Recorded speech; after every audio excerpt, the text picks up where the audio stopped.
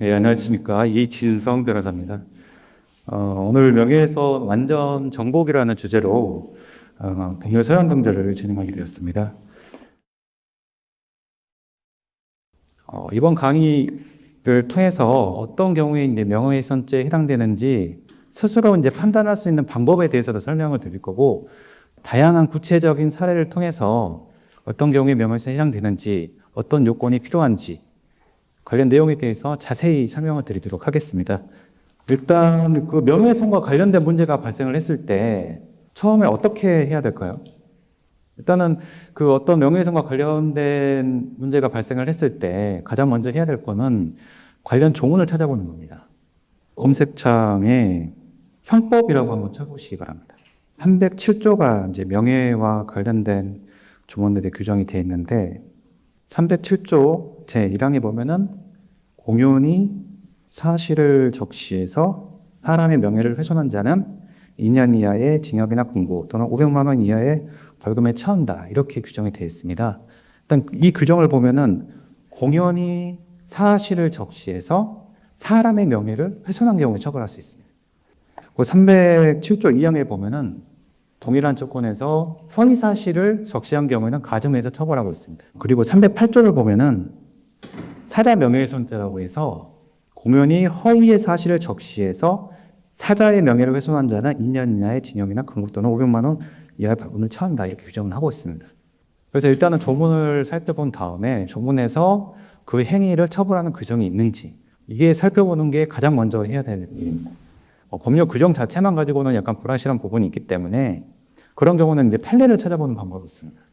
명예훼손, 명예, 이런 용어들은 쉽게 많이 사용을 하는데 과연 명예훼손이 무엇이고 명예란 무엇일까? 여기서 말하는 명예훼손죄에서 보호하는 명예는 사람의 가치, 나의 가치에 대한 사회적인 평가입니다. 예를 들어서 내가 이제 전과가 있는데, 전과가 있다는 사실은 다른 사람이 알기를 원하지 않고, 만약에 누군가가 내가 전과가 있다는 사실을 이야기했을 때 나의 사회적인 평가나 편판이 훼손될 수가 있겠죠. 그런 경우는 이제 명예훼손에 해당이 됩니다.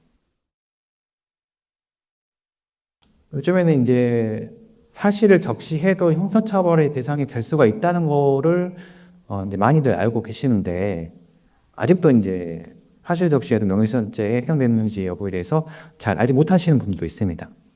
근데 사실을 이야기했다고 해도 그게 이제 명예를 훼손시킬 수 있는 발언이면은 형사처벌 대상이 될 수 있다는 건 유의를 해야 됩니다. 네 교도소에 갔을 때 내가 너를 그렇게 도와줬는데 왜 나한테 이렇게 행동을 하냐, 이런 발언 같은 경우에 너 교도소에 갔다 온 거 맞잖아, 내가 거짓말 한 것도 아니고 교도소에 안 갔는데 교도소에 갔다 왔다고 이야기를 한 것도 아니고 사실을 이야기했는데 내가 왜 형사처벌을 받아야 되냐, 명예훼손이냐, 이렇게 생각하는 경우도 있습니다. 하지만 그 발언이 교도소에 갔다 왔다, 전과가 있다, 뭐 이런 내용 같은 경우는 사실이라고 하더라도 명예를 훼손시킬 수 있는 발언에 해당되는 경우에는 사실 적시 명예훼손죄에 해당돼서 형사처벌 대상이 될 수 있습니다. 제가 이제 예를 하나 들어서 설명을 하도록 하겠습니다. 배우자가 만약에 외도를 했다고 합시다. 시댁에 가서 이제 시댁 부모님들에게 남편이 외도를 했다, 불륜을 저질렀다, 이런 이야기를 했습니다. 명예훼손죄에 해당될까요? 상담녀로 추정되는 사람 직장에 찾아가서 직장 동료 한 사람이 있는 상황에서 우리 남편하고 외도한 거 맞냐, 불륜을 저지르지 않았냐, 불륜 저지른 거를 본 사람이 있다고 한다, 뭐 이런 식으로 발언을 했다고 합시다. 한 사람이 있는 경우에, 이런 경우에 명예훼손죄가 성립이 될까요?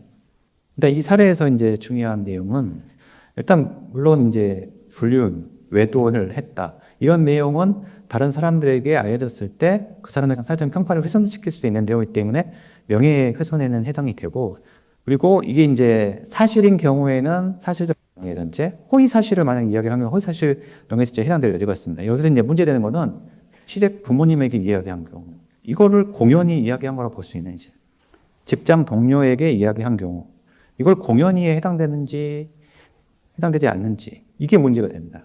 그러니까 이런 경우에 이제 공연성이 이제 문제가 되는데요. 일단 대법원에서 공연히에 대해 개념에 대해서 불특정 또는 다수인이 인식할 수 있는 상태를 공연성이라고 판단을 합니다.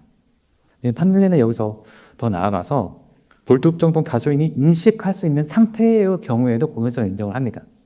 전파 가능성이라고 하는데 소수에게 이야기하더라도 그게 전파 가능성이 있다면은 명예훼손죄가 성립이 됩니다. 공연성 인정이 되고. 그래서 좀 전에 이제 말씀드린 사례에서 남편에 대한 안 좋은 이야기를 시부모님들한테 얘기를 했다. 그러면은 그분들이 일단은 불특정 다수는 아니고 특정한 소수죠. 특정한 소수인데 다른 사람에게 전파할 가능성이 있을까요? 자기 아들에 대한 안 좋은 이야기인데 그런 경우는 전파 가능성이 없다고 해서 공연성이 인정이 되지 않습니다. 그런데 직장에 찾아가서 직장 동료 한 사람이 있는 상황에서 이야기를 했다. 그런 경우에 이제 명예훼손죄가 성립이 될 수 있습니다.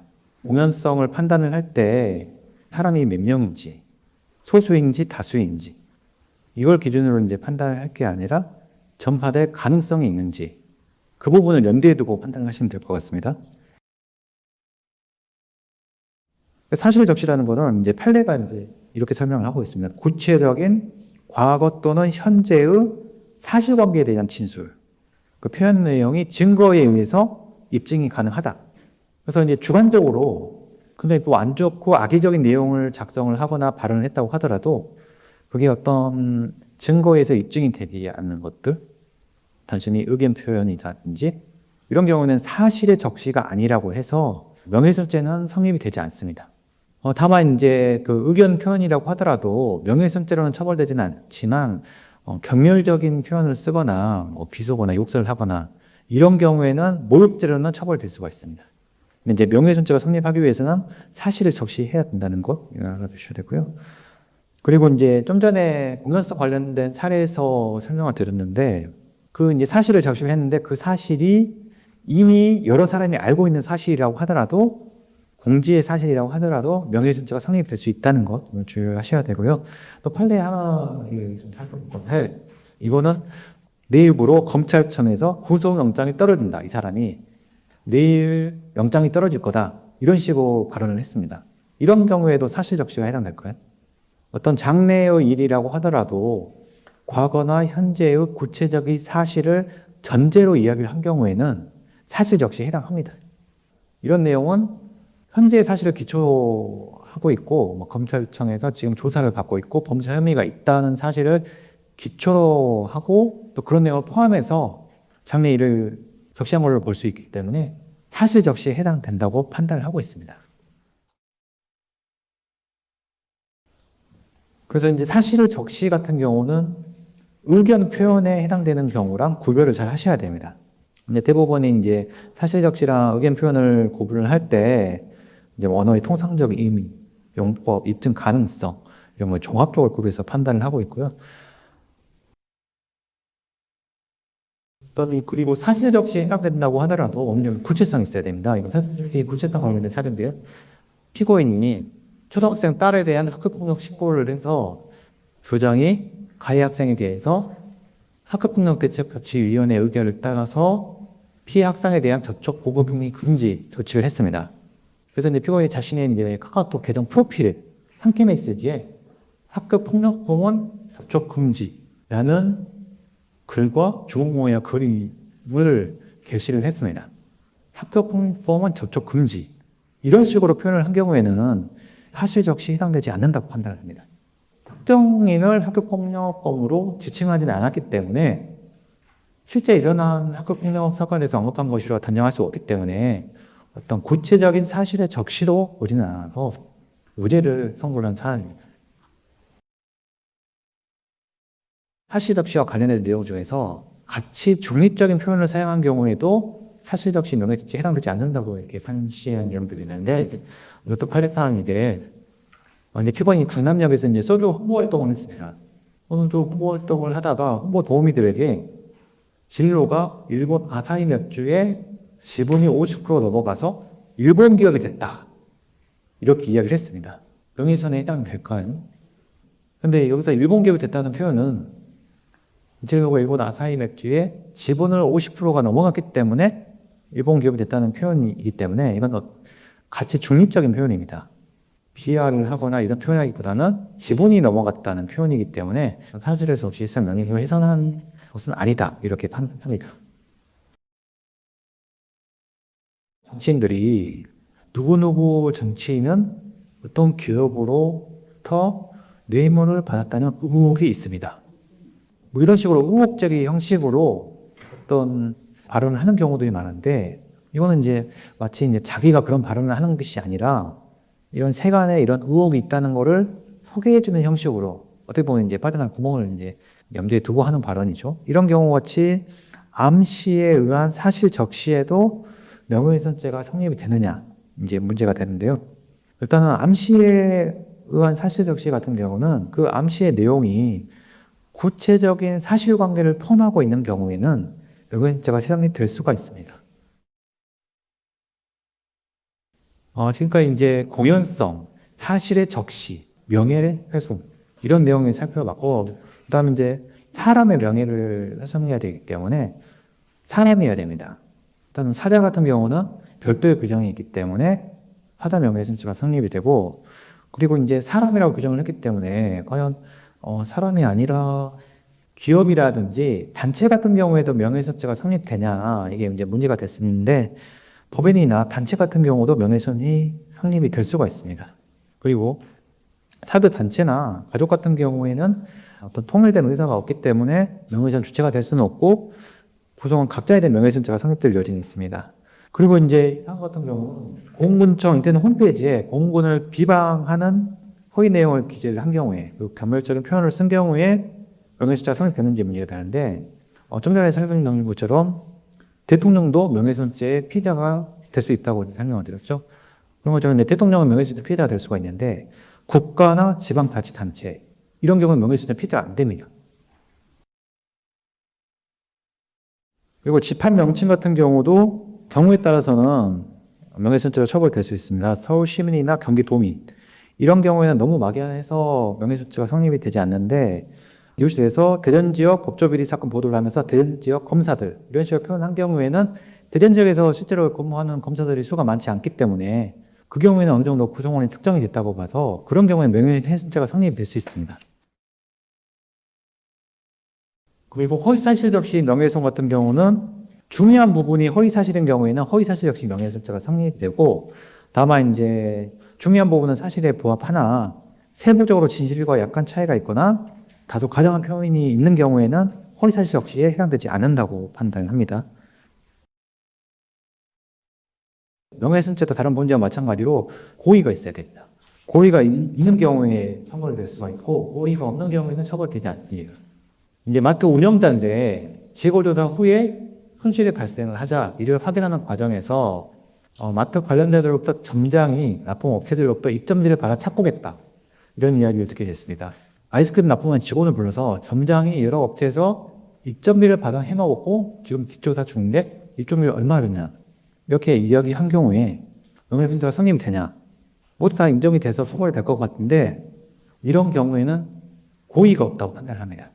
불미스러운 소문의 진위를 확인하는 과정에서 질문을 하는 과정에서 이제 타인의 명예를 훼손하는 발언을 한 경우에는 그 동기에 비추어 봤을 때 어떤 사람을 명예를 훼손하고자 하는, 가해하고자 하는 목적보다는 명예훼손죄에 고의가 없다고 해서 무죄를 선고를 합니다. 인터넷상에서 이제 문제가 되는 경우에는 사이버 명예훼손죄로 처벌이 된다고 말씀드렸죠. 공연성, 사실에 적시 해당되는지, 명예를 훼손한 건지, 이런 내용에 대해서 정확히 이제 이해를 하고 계시면은 똑같은 사안에서 인터넷에서 어떤 행위가 이루어지는 경우에는 정보통신망법이 적용이 돼서 사이버 명예훼손죄가 된다, 이렇게 이해를 하시면 될 것 같습니다. 그래서 이제 인터넷상에서 문제가 되는 경우에는 특별히 이제 피해자의 특정이 문제가 됩니다. 내가 몰랐다고 하더라도 다른 여러 가지 사정을 고려해서 제3자가 그런 내용을 알 수 있는 경우에는 피해자 특정이 됐다고 봅니다. 대법원도 반드시 이제 사람의 이름이나 단체 성명을 명시하지 않았더라도 두문자 또 이니셜을 사용한 경우에 다른 여러 가지 사정들을 고려했을 때 그 이니셜이나 두문자의 사람이 누군지 파악할 수 있다면은 피해자가 특정이 됐다고 판단을 합니다. 그 게시글을 작성을 했을 때 그 게시글이 지목하는 사람이 실제로 피해를 입은 사람과 같은지, 그 게시글을 통해서 누가 피해를 입었는지 알 수 있는지 여부의 문제입니다. 피해자의 특정이라는 거는. 가해자의 특정은 명예훼손죄가 성립이 되느냐의 문제는 아닙니다. 명예훼손죄가 성립을 전제로 했을 때 가해자가 누군지 알아내서 내가 형사고발을 해서 이 사람 처벌받게 할 수 있는지의 문제입니다. 뭐 인터넷상에서 아이디만 있기 때문에 이 사람이 나에게 안 좋은 이야기를 한 사람이 누군지 알 수가 없잖아요. 이런 경우에는 이제 일반적으로는 고소가 이루어지면은 경찰에서 이제 압수수색영장을 발부받아서 그 이제 인터넷 업체에다가 가입 정보라든지 로고 기록, IP가 이제 제공받아서 가해자를 특정을 하는데 이게 이제 해외 기반 서비스와 국내 기반 서비스에 좀 차이가 있습니다. 이 해외 기반 서비스 같은 경우는 나에게 안 좋은 이야기를 하거나 욕설을 한 경우에도 가해자가 특정이 안 돼서 형사 고소를 해서 처벌을 하기 어려운 경우들이 있습니다. 어떤 내용이 나에게 굉장히 안 좋은 이야기라고 하더라도 그게 공공을 위한 경우, 비방의 목적이 없는 경우에는 처벌이 되지 않는 경우가 있습니다. 예를 들어서 어떤 정치인이 전과가 많다, 전과 몇 범이다 이런 이야기를 합니다. 그럼 전과가 많다는 거는 명예를 훼손시킬 수 있는 발언이고 뭐 공명연하게 사실을 적시한 경우 때문에 명예훼손죄에 해당될 여지가 있습니다만 공공의 이익을 위해서 정치인이나 후보자에 대한 검증 과정은 굉장히 중요한 요소이기 때문에 이런 전과 사실을 이야기했다고 하더라도 이게 공공의 이익을 위한 것이라고 하는 경우는 유법성이 조각되거나 비방의 목적이 인정되지 않아서 무죄가 선고될 수가 있습니다. 일부 과장된 내용이 포함될 수도 있는데 대체적으로 이제 사실관계에 부합하는 내용을 작성을 하셔야 되고요. 또 이런 경우에 이제 후기까지 작성을 하는 경우는 굉장히 이제 좀 불만족스럽고 화가 나서 작성을 하기 때문에 작성 과정에서 이제 비속어도 쓰거나 욕설도 하거나 이런 경우도 있는데 욕설이나 비속어는 설사 그 업체가 이제 나쁜 점이 있다고 하더라도 이런 거 쓰시면은 이제 모욕죄가 문제가 될 수도 있고 형사처벌 대상이 되기 때문에 이런 비속어나 욕설 같은 거는 자제를 하셔야 됩니다. 명예훼손죄 같은 경우는 사실을 적시해서 명예를 훼손한 경우, 근데 모욕죄도 명예를 훼손해야 됩니다. 사람의 가치, 사회적인 가치와 사회적인 평판을 저해한 경우에 성립되는데 명예훼손죄와 구별되는 점은 어떤 사실을 적시한 게 아니라 의견을 표현해서 경멸적인 표현을 해서 명예를 훼손한 경우는 모욕죄가 성립됩니다. 그 다음에 이제 마지막으로 친고죄와 이제 반의사 불벌죄 같은 경우에 고소 기간이 있다는 걸 주의를 하셔야 됩니다. 일단은 그 친고죄와 반의사 불벌죄 같은 경우는 친고죄 같은 경우는 사자 명예훼손죄 그리고 모욕죄, 비밀침해죄, 업무상 비밀누설죄 등이 있는데 사자 명예훼손죄나 모욕죄 같은 경우는 친고죄이기 때문에 6개월 이내에 고소를 해야 됩니다. 일단 증거자료 확보가 가장 중요합니다. 고소를 하기 위해서는 녹취록이라든지 또 이제 목격자를 확보를 하거나 또 이제 인터넷상에서 이루어진다면은 화면을 캡처하거나 이거 증거 자료를 확보를 해서 가까운 경찰서에 이제 방문을 하셔서 증거 자료와 함께 이제 보장을 제출하시면 되고 또 이제 온라인에서 경찰 민원 포털 홈페이지나 경찰 사이버 수사국이 이제 홈페이지를 통해서 이제 신고하는 방법이 있습니다. 일단 명예훼손 사건이 굉장히 요즘에 많이 발생을 하고 있고 굉장히 상담을 많이 하고 사건 진행도 많이 되고 있는데 일단은 감이 잡혔을 것 같고 뭐 댓글을 작성을 하거나 인터넷에서 글을 쓰거나 이럴 때 굉장히 조심하시기 바랍니다. 네. 경청해 주셔서 감사합니다. 이상으로 강연 진행을 마치도록 하겠습니다.